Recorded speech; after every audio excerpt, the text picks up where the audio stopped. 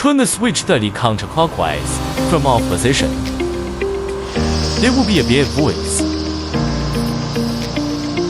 Slowly pour water onto the surface of the vacuum tub.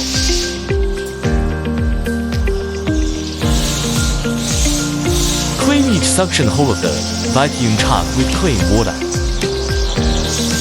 Clean water is pumped to the coolant separator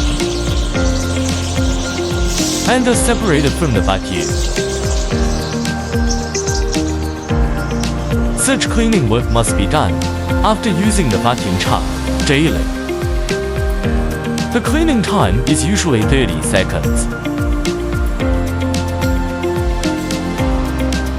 And you can sprinkle water several times. After the water has been pumped clean,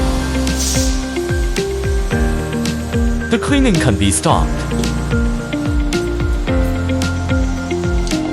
But there's still some water left inside. The vacuum tub needs to be removed from the bench. Filter dump the remaining water until all the remaining water is poured out.